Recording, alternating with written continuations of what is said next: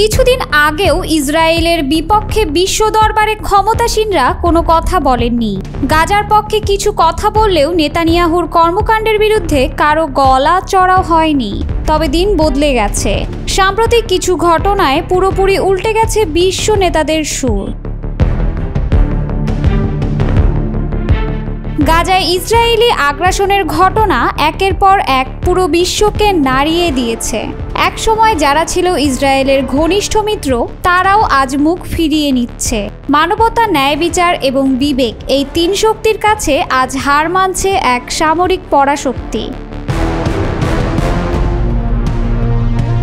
ইতিহাস বলছে 2023 সালের 7 অক্টোবর হামাসের আকস্মিক আক্রমণের রক্তে ভেসে যায় ইসরায়েল।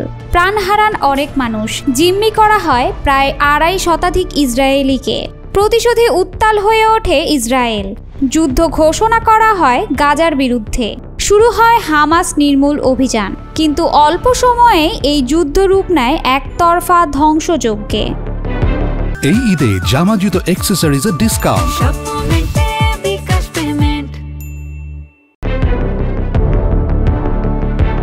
ইসরায়েলের যুদ্ধ কৌশল এখন আর কেবল জঙ্গি দমনের মধ্যে সীমাবদ্ধ নেই। এটি পরিণত হয়েছে একটি সম্পূর্ণ জনগোষ্ঠীর বিরুদ্ধে নিষ্ঠুর অভিযানে। প্রতিনিয়ত বোমাবর্ষণ, খাদ্য ও ওষুধের অবরোধ, ধ্বংসস্তূপে পরিণত হওয়া হাসপাতাল, পানির সংকট, ক্ষুধার্ত শিশুদের কঙ্কালসার দেহ, সব মিলিয়ে এক ভয়াবহ মানবিক বিপর্যয়। বিশ্ব যে শুধু দেখছে তা নয়, তারা এখন কথা বলছে, প্রতিবাদ করছে। মার্চ মাসে গাজায় সংঘটিত এক ভয়াবহ হত্যাকাণ্ড গোটা পৃথিবীকে নাড়িয়ে দেয়। এরপরই পাল্টে যেতে শুরু করে কূটনৈতিক সমীকরণ। ফ্রান্স, যুক্তরাজ্য ও কানাডা একযোগে ইসরায়েলের সামরিক অভিযানের কড়া সমালোচনা করে জানায়, এটি আর সহ্য করা যাচ্ছে না। অবিলম্বে যুদ্ধ বন্ধ করতে হবে এবং ত্রাণ সামগ্রী প্রবেশ করতে দিতে হবে। তারা আরও হুঁশিয়ারি দিয়ে বলেছে, ইসরায়েল যদি আহ্বানে সাড়া না দেয় তবে আরও কঠোর পদক্ষেপ গ্রহণ করা হবে। তবে নেতানিয়াহু এই সমালোচনার জবাবে বলেন, পশ্চিমারা আসলে হামাসকে পুরস্কার দিচ্ছে।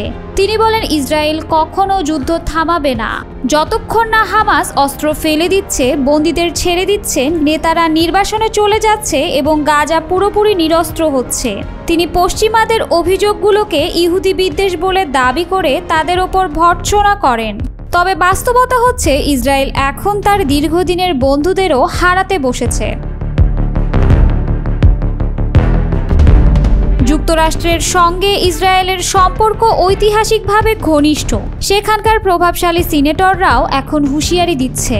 তারা বলছেন, আমরা অস্ত্র দিচ্ছি, জাতিসংঘে তোমাদের রক্ষা করেছি, কিন্তু যদি মানুষ না খেয়ে মরে, শিশুদের লাশ দেখতে হয়, তবে সেই সমর্থন আর চলবে না। এদিকে ইউরোপীয় ইউনিয়ন, জার্মানি, ইতালি সহ 23টি দেশের পররাষ্ট্রমন্ত্রীরাও যৌথ বিবৃতি দিয়ে বলেছেন, ইসরায়েল আন্তর্জাতিক আইন লঙ্ঘন করেছে। তারা গাজার 21 লাখ মানুষকে একযোগে শাস্তি দিচ্ছে। বিমান ও স্থল হামলায় ইতোমধ্যেই নিহত হয়েছেন 53,000-এরও বেশি ফিলিস্তিনি, যার অধিকাংশই নারী ও শিশু। জাতিসংঘ জানিয়েছে, গাজার মানুষ এখন সরাসরি দুর্ভিক্ষের মুখোমুখি। বিশুদ্ধ পানি নেই, খাদ্য মজুদ শেষ, ওষুধ নেই, হাসপাতালগুলো ধ্বংসপ্রাপ্ত। জাতিসংঘ যাদের একসময় ইসরায়েলের প্রতি সদয় মনে করা হতো, তারাও এখন কড়া ভাষায় বলছে, এই পরিস্থিতি যুদ্ধাপরাধের সীমানা ছুঁয়ে যাচ্ছে। ইসরায়েলি সাংবাদিক ও মানবাধিকার কর্মী গিদিয়ন লেভির ভাষায়, গাজা এখন আমাদের জাতিগত বিবেকের আয়না। আজ আমরা কেমন রাষ্ট্র হয়ে উঠেছি তা দেখা যাচ্ছে গাজার শিশুদের চোখে।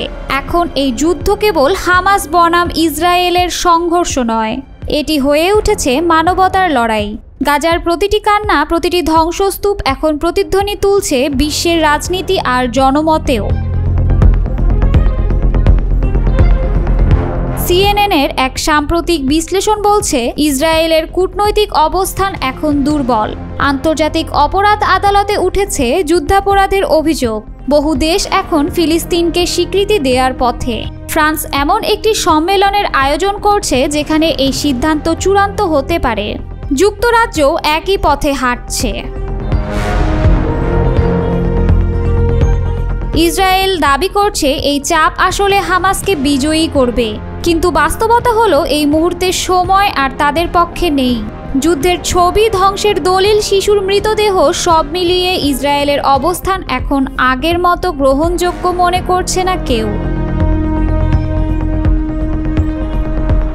বিশ্লেষকরা বলছেন এখনই সময় ইসরায়েলের আত্মসমালোচনার, না হলে ইতিহাস তাকে ক্ষমা করবে না।